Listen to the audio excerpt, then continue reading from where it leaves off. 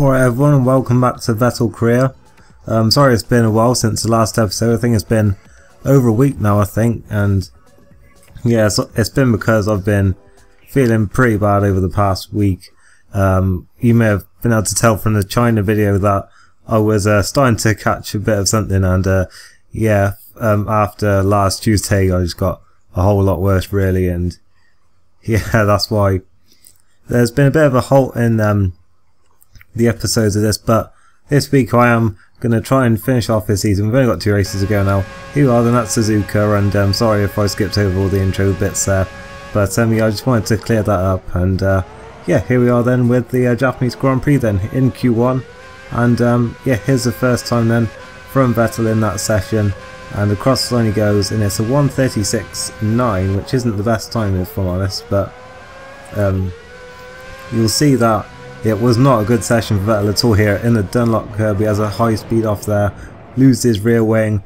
That's setting back a lot actually in that session, and still quite a way to go, but it did cost him most of the session. And here he is on his next good time and into Degner 1, only a corner later than his previous mistake, and he's had another off. He's ended up across the grass in Degner 2 there, so yeah, he's had 2 pretty big offs already in this session. It's just not going well for him at all.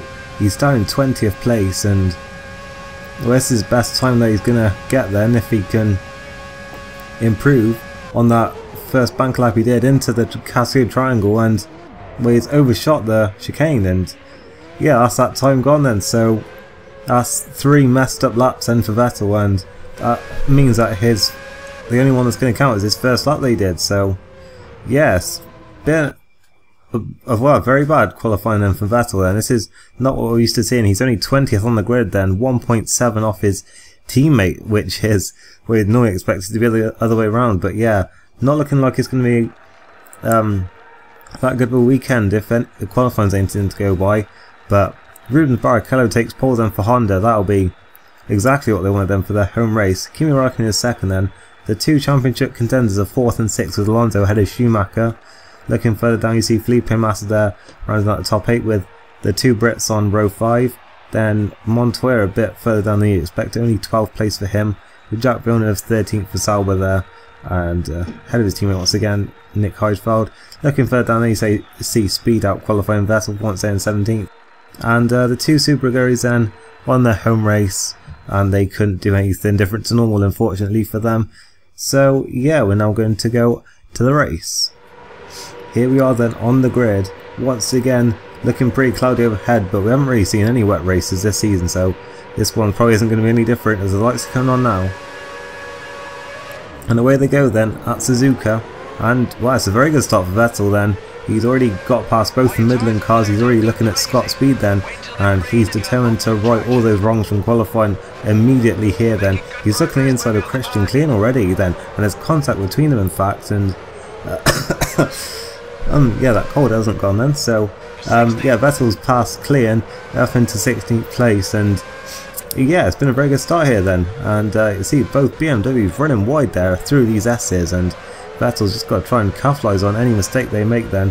He's up in 16th place, so it's been a very promising start here then. As I said, he just wants to right those wrongs from qualifying, because it really was a terrible Saturday for him, and yeah, through this second Degner then and under the 130R and towards the hairpin then, he may have a look at them here then as they all bunch up, but it doesn't look like he's close enough. But Villeneuve has had a very bad exit there. He's not had a good start at all, and Vettel is driving clean past him then up into 15th place. So yeah, 5 places gained already on this lap, and you could argue that he started so far back there, it wasn't hard for him to make up places, but Villeneuve comes back in then in the spoon corner, and Klein hits him in fact twice, and Vettel just manages to hold on to the position then, and Vettel on the run now towards 130R. Klein is right in behind him here. He could think about luck. I mean, it'd be a brave man to try it there.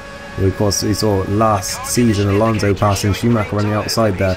He couldn't quite pull it off there, and Vettel actually goes right up to Villeneuve then in the Cascade Triangle. Actually clipped the back of him, I think, but no damage done fortunately for him. And across the line then they come to start the second lap. Vettel right in the slipstream of Jack Villeneuve here, who in turn has got a slipstream from Jarno Trulli, who doesn't seem to have had a great start to this race, and through turn 1, then Vettel just not in a position to make a move. But Vettel, Villeneuve even run wide in the second part of the corner, and Vettel almost had a chance there, but it's just too tight and twisty through his S's to really capitalise on it, and that's one of the sort of the downsides to this track, one of the only ones in fact. But Trulli's run wide there, and in fact you can pull off moves there in turn in the S's then if the car ahead messes up that badly. But yeah, that's up into 15th place, and he's got both BMWs right in his sights here then, and out of the final couple of corners he's right in the slipstream of both of them. In fact, he's got Villeneuve. It looks like he may even get Heidfeld as well as they head towards turn 1, and Vettel's gone in. He's running a bit wide. I thought Villeneuve might try and fight back at him there, but Villeneuve seemed to be just as much offline as Vettel was. So yeah, Vettel's left a place then, and yeah, we're going to see a replay again of that move then. You can see down the pit straight we saw so many overtakes here last season. It looks like this season is no different. Vettel and passing Villeneuve, and yeah, I thought Villeneuve might try and cut back underneath her, but he didn't do so, and Vettel was up into 14th place. And next time round it's Nick Heidfeld's turn to be lined up for a pass then, and Vettel right in the switching here. He's got even better run this time, and I think Vettel should have this one done pretty easily. But he runs wide again, and Heidfeld once again not capitalising then, so Vettel up into 13th place and 2 passes on the BMWs, and both in the same corner. And yes, on the replay you'll see it was pretty much a carbon copy then, just without the other car to complicate things. But yeah, this is going better so far than we expected from Vettel. Then he's qualified 20th and he's up to 13th already, but then later on in that same lap he made a mistake in the first Degner. Those corners have been causing him problems all weekend, but then Heidfeld is going slowly there, so yeah, Vettel got back through, and I don't know what Heidfeld was really doing there. He seemed to, for some reason, not fancy going side by side towards the hairpin, and he just waved him back through for some reason. But nonetheless, Vettel back into 13th place then, as he's well out of shape into Spoon there, and looks like he is still struggling a lot then. And well, we could tell from qualifying that he just wasn't with it this weekend, but yeah, it seems he's still got some problems, and looks like there's potential for him to have some pace here though. He's lining up Heidfeld though through 130 yards. There's a yellow flag up ahead though. Oh, and whoa, a massive, well, almost had a massive incident there. Coulthard's front wing, I believe it is, was lying in the middle of the track, and Vettel ran into it, and we're going to see what exactly went on here then. Montoya had an engine failure in the middle of 130R. As if that's not terrifying enough, Coulthard piles into the back wing, and then Vettel, going too fast, just piles into the front wing, and it was no surprise that he did get auto slow down penalty there. And on the next lap, I believe it is, he makes another mistake into the Degners, and he tries to correct it, but then he spins back around again. Oh, and Villeneuve has pulled into clean now then. That's surely the Red Bull driver's race over then. And Vettel, it's all starting to go wrong for him. He looked like he was really turning over a new leaf really after all the troubles in qualifying, but no, it's just all gone wrong for him again. He's got himself into trouble with the stewards already, going too fast in the yellow flags, and now he's caused that crash there between Villeneuve and Klein, and yeah, it is not looking like a good weekend for Vettel, it has to be said. And we're skipping now to the next lap. Massa has already pitted and is out ahead of Vettel then, and through the S's. Oh no, I don't believe it, he's crashed again, and this time, well, he really has just done the damage to himself this time. He's wiped off that entire front nose cone, and yeah, it's a long way back to the pits from now then. We're skipping to a bit later on in Spoon, and Albers is going through then speed as well, and yeah, it's just all gone wrong for Vettel here then. And yeah, now he's just gonna have to try and get whatever he can out of this race. He's actually got a very good run, obviously without that front wing. He's just got amazing top end speed then towards 130 yards, just no grip when he got there though. But he is going to be coming into the pits now then for that changeover, well, a new front nose cone which he needs. Oh, you've got to be kidding me here. No way. No. They're not bringing Scott Speed in on the same lap. No. Not after everything that has already happened in this race. I mean, unless he was running on fumes, they could have at least let him stay out for one more lap so that Vettel could come in and change his nose cone. And, well, Vettel's just going to have to sit there now then. He's already got a 15-second pit stop awaiting him. and he had to sit there and wait for Scott Speed to be served first. And well, it couldn't have gone worse really for Vettel today, could it? I mean, I think you'd have to agree that he has brought it on himself really, and yeah, it's been a bad day at the office, put it that way, and he hasn't had many of them this season, but I think this is a bit of a knock back down to reality for him.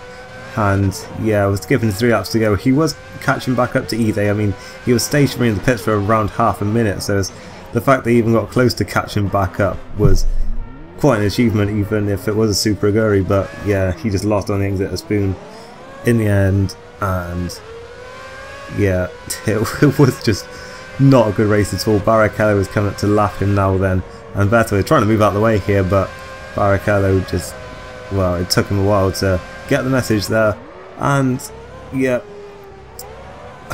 nothing else happened after that. It was not a good race for Vettel, it has to be said. Across the line he comes in, it's only 20th place out of 20 finishers, and those are the final results then. Rubens Barrichello takes the win then for Honda in Japan, so yeah, that's plenty for them to be happy about. Fernando Alonso then takes 2nd place, and that is crucial then heading into the final round of the championship, with Michael Schumacher only in 5th place then today. Massa was 7th then for Ferrari, with Nico Rosberg getting the final point then in 8th place. Ralf Schumacher 9th then, beating Trulli for the first time in a few races, I think that is, with Webber and Heidfeld 10th and 11th then for Williams and Sauber respectively. Looking further down, Trulli was 12th then, so no points for Toyota on their home soil. With Vettel's bad race today, it did allow for some more surprise results then from some others, gave them a chance to shine, and I think we saw that today with Christian Albers there in 14th place for Midland. Impressive drive for him there, ahead of Villeneuve and Speed, so that's pretty impressive from him. Both Super Aguris made it to the end of the race on their home soil, ahead of a Toro Rosso, and we all know which one that was. But here's a points end from today. Alonso then takes the lead in the championship with just 1 round to go, 2 points in it, so it's still all to play for as we head to Brazil for the final round. And looking further down there, you see Vettel still in 10th place. It looks like he's got that 10th place wrapped up there now, then heading into the final round. So overall, it's been a very good opening season for him, and yeah, today was just one of those bad days at the office, and yeah, he'll just have to try and bounce back from it. 1 race left for the season, possibly his last race for Toro Rosso, so he'll just want it to be going as well as possible then. Looks like Toro Rosso have pretty much secured 6th place in the standings. Williams could still overtake them if they get a good race in Brazil, but yeah, Toro Rosso will just have to try and hang on if they can. And look at that then, still 3 teams to get to score points this season, and I think the big surprise is that BMW Sauber, they've just had a dismal season there. But we're going back to the motorhome now then, and we might not actually get a copy and paste then. And yeah, well, this is a bit different to normal then, and yeah, we haven't seen Toro Rosso criticising Vettel's driving much this season. They haven't really had much reason to, but yeah,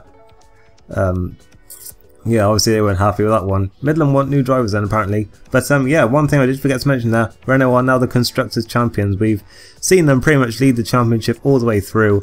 It's really been behind them between McLaren and Ferrari. That's been the interesting battle this season. But we're skipping time now then to the well, not skipping there yet. We've got an offer for a renewal on our contract then from Toro Rosso, so yeah, we'll have to see what happens there, because I think Vettel's still weighing up his options really, seeing if anyone else will offer him a contract before that. But yeah, that is it for this race. Not the best one, but if you did enjoy it, then make sure you leave a like, and I'll see you next time for the finale of Season 1. Thanks for watching, and goodbye.